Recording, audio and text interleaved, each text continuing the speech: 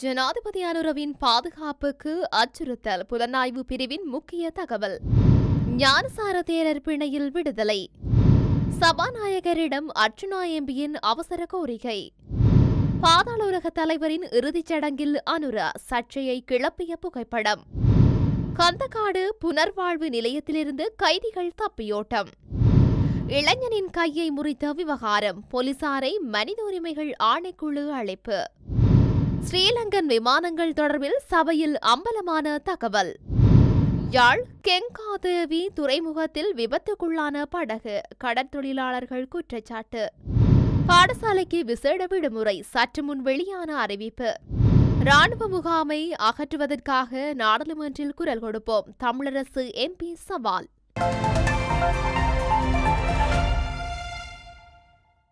ஜனாதிபதி அனுரகுமார திசாநாயக்க பல்வேறு மக்கள் சந்திப்புகளின் போது பொதுமக்கள் மத்தியில் கலந்து கொள்வது அவரின் பாதுகாப்புக்கு அச்சுறுத்தலாக இருக்கலாம் என்று அரச புலனாய்வு பிரிவு கண்டறிந்துள்ளதாக தகவல்கள் தெரிவிக்கின்றன. இந்த விடயம் ஜனாதிபதிக்கு அறிவிக்கப்பட்டுள்ளதாகவும் தகவல்கள் வெளிவந்துள்ளன. குறிப்பாக நாட்டில் தற்போது காணப்படும் பாதாள உலக குழுக்கள் மற்றும் குற்ற செயல்கள் அதிகரித்திருப்பதுடன் அவற்றுக்கு பின்னால் வேறு சக்திகள் உள்ளதா என்பது குறித்து பாதுகாப்பு தரப்பினர் சந்தேகத்தில் உள்ளதாகவும் கூறப்படுகின்றது. இதனால் புலனாய்வு பிரிவு இந்த குற்ற செயல்களின் பின்னணியில் உள்ளவர்களை தொடர்ந்து விசாரணை செய்து வருவதாக தகவல்கள் தெரிவிக்கின்றன.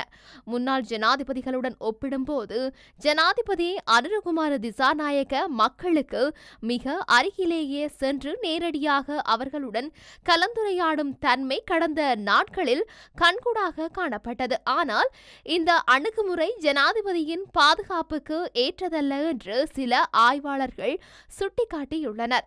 அரசாங்கம் நாட்டின் தேசிய பாதுகாப்புக்கு எந்தவித அச்சுறுத்தலும் இல்லை என்று கூறியுள்ள போதிலும் பல தரப்பினரும் ஜனாதிபதியின் பாதுகாப்பு உறுதி செய்யப்பட வேண்டிய அவசியத்தை முன்வைத்துள்ளார். இதனால் ஜனாதிபதி மக்களுடன் நேரடியாக கலந்து கொள்வதை குறைக்க வேண்டும் என பாதுகாப்பு பிரிவினர் ஆலோசனை வழங்கியுள்ளதாக தகவல்கள் தெரிவிக்கின்றன.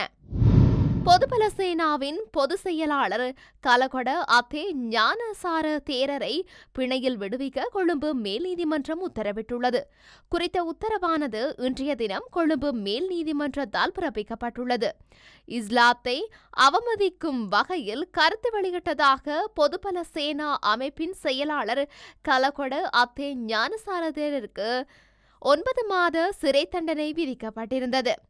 இந்த தண்டனைக்கு எதிராக ஞானசார தேரரின் சட்டத்தரணிகள் தாக்கல் செய்திருந்த சீராய்வு மனுவை பரிசீலித்து வழக்கு தொடர்பான மேன்முறையீட்டு மனுவை விசாரித்த நீதிமன்றம் இந்த உத்தரவை பிறப்பித்துள்ளது. தனது பாதுகாப்பை உறுதி செய்வதற்காக 2 பாதுகாப்பு உத்தியோகத்தர்களை நியமிக்குமாறு யாழ் நாடாளுமன்ற உறுப்பினர் அர்ச்சுனா ராமநாதன் சபாநாயகரிடம் கோரிக்கை விடுத்துள்ளார். குறித்த விடயத்தை இன்று நாடாளுமன்றத்தில் கலந்து கொண்டு உரையாற்றும் போதே அவர் குறிப்பிட்டுள்ளார். கடந்த 12ஆம் திகதி எனக்கு வலம்புரி ஹோட்டலில் தாக்குதல் நடத்தப்பட்ட நிலையில் அப்போது எனது செயலாளரும் தாக்கப்பட்டார். இது தொடர்பில் நான் காவல்துறையில் எனது முறைப்பாட்டை அளித்திருந்ததை அடுத்து காவல்துறையினரால் குறித்த நபர் கைது செய்யப்பட்டார். இருப்பினும் இது தொடர்பில் என் மீது வழக்கு தொடரப்பட்டுள்ள நிலையில் இவ்வாறான விடயங்கள் நாடாளுமன்ற உறுப்பினர் என்ற ரீதியில் நான் தொழிற்படுவதற்கு எனக்கு பாரிய அச்சுறுத்தலாக அமைகின்றது. அத்தோடு அண்மையில் கணேமுல்ல சஞ்சீவ நீதிமன்றத்தில் கொலை செய்யப்பட்டதுடன் இந்த வாரமே தொடர் அச்சுறுத்தலாக அமைந்துள்ளது. இவ்வாறான சூழலில் எனக்கு எதிராக நடைபெறும் அச்சுறுத்தல் குறித்து கவனிக்கப்பட வேண்டும். ஆகவே எனக்கு பாதுகாப்பு உறுதி செய்வதற்காக 2 பாதுகாப்பு உத்தியோகத்தர்களை நியமிக்குமாறு நான் கேட்டுக்கொள்கின்றேன். இது தொடர்பான வேண்டுகோளை பொதுமக்கள் பாதுகாப்பு அமைச்சருக்கு தெரிவிக்குமாறு நான் கேட்டுக்கொள்வதுடன் சபாநாயகரின் சாதகமான பதிலையும் எதிர்பார்க்கின்றேன் என அவர் தெரிவித்துள்ளார். மாகந்துரே மதுஷ் இன் இறுதிச் சடங்கில் ஜனாதிபதி அனுரகுமார திசாநாயக்க கலந்து கொண்டதாக கூறும் படத்தை பகிர்ந்த முகப்புத்தக கணக்கு குறித்து விசாரணை நடத்துமாறு அரசாங்க தகவல் திணைக்களம் பதில் காவல்துறை மா அதிபரிடம் கோரிக்கை விடுத்துள்ளது. பிரபல பாதாள உலக குழு தலைவர் மாகந்துரே மதுஷ் கடந்த 2020 8/20ஆம் திகதி காலை சுட்டுக்கொலை செய்யப்பட்டிருந்தார். திட்டமிட்ட குற்ற செயல்களுடன் தொடர்புடைய அவர் மதுஷ் என்று அழைக்கப்படும் சமரசிங்க ஆராய்ச்சி லாகே மதுஷ் லக்ஷித் கொழும்பு மாளிகாவத்தை பகுதியில் உள்ள வீட்டு தோட்டம் ஒன்றில் ஹெரோயின் போதைப்பொருள் மறைத்து வைக்கப்பட்டுள்ளதாக காவல்துறையினருக்கு மாகந்துரே மதுஷ் தகவல் வழங்கியிருந்தார். இந்த நிலையில் அவரை அந்த பகுதிக்கு அழைத்து சென்றபோது காவல்துறைக்கும் பாதாள குழுவினருக்கும் இடையில் இடம்பெற்ற பரஸ்பர துப்பாக்கி பிரயோகத்தின் போது மது சுட்டுக் கொல்லப்பட்டார். இந்த நிலையில் போதைப்பொருள் கடத்தல்காரன் மாகந்துரே மதுஷின் இறுதிச் சடங்கில் ஜனாதிபதி அனுரகுமார திசாநாயக்க கலந்து கொண்டதாக கூறும் புகைப்படம் ஒன்று முகப்புத்தகம் ஒன்றில் பதிவிடப்பட்டுள்ளது. குறித்த படத்தை பகிர்ந்த முகப்புத்தக கணக்கு குறித்து விசாரணை நடத்துமாறு அரசாங்க தகவல் திணைக்களம் பதில் காவல்துறை மா அதிபரிடம் கோரிக்கை விடுத்துள்ளது. தரங்க லக்மால் என்ற நபரால் இந்த படம் முகப்புத்தகத்தில் பரப்பப்பட்டுள்ளதாகவும் அரசாங்க தகவல் திணைக்களம் பதில் காவல்துறை மா அதிபருக்கு எழுதியுள்ள கடிதத்தில் தெரிவிக்கப்பட்டுள்ளது. அந்த நபர் தவறான தகவல்களை பகிர்ந்துள்ளதால் சமூக ஊடகங்களில் பெரும் பரபரப்பு ஏற்பட்டுள்ளது என்றும் திணைக்களம் மேலும் சுட்டிக்காட்டியுள்ளது. மேலும் இந்த விவகாரம் குறித்து விசாரணை நடத்தி தேவையான சட்ட நடவடிக்கைகளை எடுக்குமாறு பதில் காவல்துறை மா அதிபரிடம் தெரிவிக்கப்பட்டுள்ளது. பொலனறுவை கந்தக்காடு புனர்வாழ்வு மையத்திலிருந்து 4 கைதிகள் தப்பி சென்றுள்ளதாக தெரிவிக்கப்படுகின்றது. இவ்வாறு தப்பி சென்றவர்கள் போதை பழக்கத்திற்கு கடுமையாக அடிமையாகியுள்ளதாக கூறப்படுகின்றது. தப்பியோடிய கைதிகள் 29 முதல் 34 வயதுக்குட்பட்டவர்கள் என்று தெரிவிக்கப்பட்டுள்ளது. நெல்லியடி மந்துவில் பகுதியில் வசிக்கும் இளைஞன் ஒருவரை தாக்கி கையை முறித்த குற்றச்சாட்டு தொடர்பில் நெல்லியடி போலீசாரை மனித உரிமைகள் ஆணைக்குழுவின் யாழ் பிராந்திய அலுவலகத்துக்கு விளக்கமளிக்க வருமாறு அழைப்பு விடுக்கப்பட்டுள்ளது.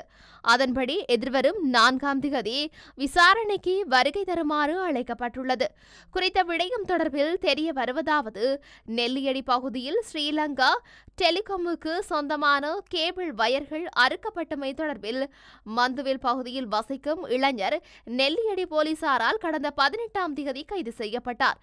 கைது செய்யப்பட்ட தன்னை போலீஸ் காவலில் தாக்கி கையை முறித்தார்கள் என பாதிக்கப்பட்ட இளைஞன் ஊடகங்களுக்கு கருத்து தெரிவித்ததோடு மனித உரிமைகள் ஆணைக்குழுவின் யாழ் பிராந்திய அலுவலகத்தில் முறைப்பாட்டையும் பதிவு செய்திருக்கின்றார். இந்த நிலையில் குறித்த குற்றச்சாட்டு தொடர்பில் விளக்கமளிக்க வருமாறு நெல்லியடி போலீசாருக்கும் குறித்த பிரதேசத்துக்கு பொறுப்பான போலீஸ் அத்தியட்சகருக்கும் இலங்கை மனித உரிமைகள் ஆணைக்குழுவின் யாழ் பிராந்திய அலுவலகம் அழைப்பு கட்டளை அனுப்பியுள்ளது.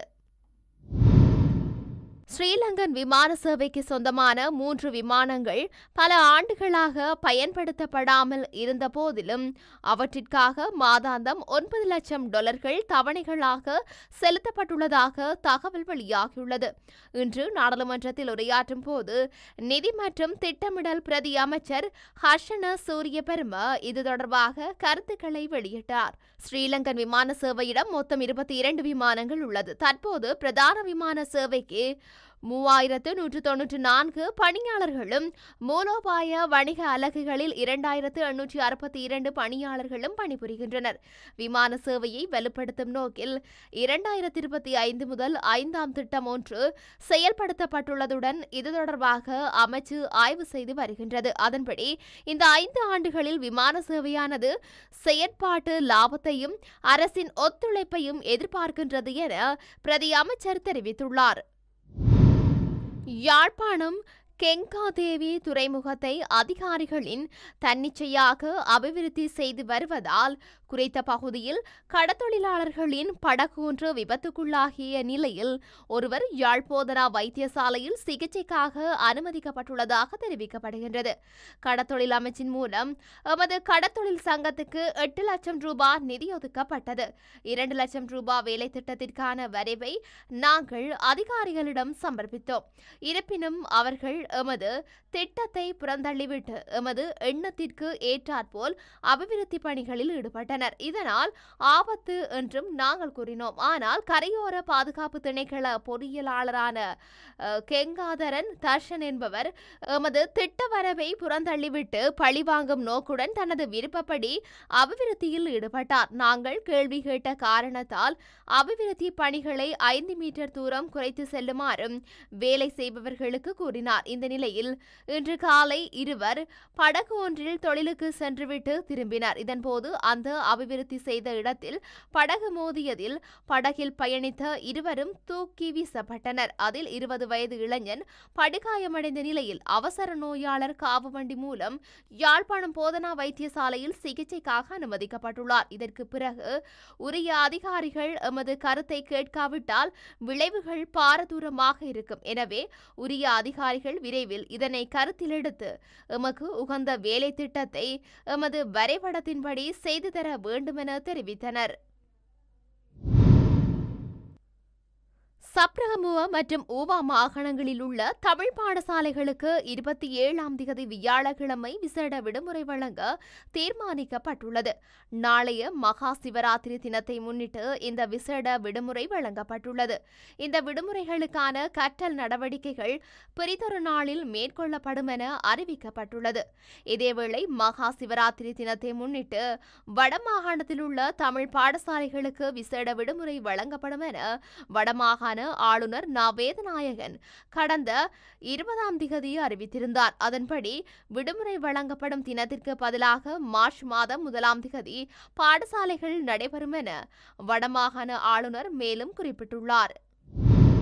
ராணுவ முகாமை அகற்றுவது தொடர்பில் நாங்கள் நாடாளுமன்றத்தில் குரல் கொடுப்போம். ஆனால் தேசிய மக்கள் சக்தியின் நாடாளுமன்ற உறுப்பினர்களால் நிச்சயமாக செய்ய முடியாது என இலங்கை தமிழரசு கட்சியின் நாடாளுமன்ற உறுப்பினர் இளைய தம்பி ஸ்ரீனிநாத் தெரிவித்துள்ளார். மட்டக்களப்பில் நேற்றைய முன்தினம் இடம்பெற்ற மக்கள் சந்திப்பிலேயே அவர் இவ்வாறு குறிப்பிட்டுள்ளார். தேசிய அரசாங்கங்கள் மாறுபடும் என்பது உண்மை. தற்போது ஆட்சிக்கு வந்து இருக்கும் அரசாங்கம் கூட எதிர்காலத்தில் மாறலாம். ஆனால் இலங்கை தமிழரசு கட்சியானது எப்பொழுதும் தமிழ் மக்களுடன் தொடர்ந்து பயணிக்கும் என்பதில் எந்தவிதமான மாறுபட்ட கருத்துக்களும் இல்லை. தேசிய மக்கள் சக்திக்கு தமிழ் மக்கள் தொடர்பில் எந்த நல்ல அபிப்பிராயங்களும் இல்லை என்பது உண்மை. சாட்டுப்போக்கு மாத்திரமே செய்ய முடியும். தேசிய மக்கள் சக்தியின் தலைமை பீடத்தின் கதையை கேட்டே அவர்கள் செயல்பட வேண்டும் என்று ஒரு நிலைப்பாடு உள்ளது. ஆனால் தமிழ் மக்களின் குரலாய் தமிழ் மக்களுக்கு அநீதி இழைக்கப்படும் போது போராட்டங்கள் மூலமும் நாடாளுமன்றத்தில் எதிரொலியாக எம்மால் முடியும். கடந்த காலங்களில் இருந்த அமைச்சர்களே பெரும்பாலான ஊழல்களை செய்திருந்தார்கள். தற்போது மக்கள் அவர்களுக்கு கடந்த தேர்தல்களில் நல்ல பாடத்தை புகட்டியுள்ளனர் என தெரிவித்துள்ளார்.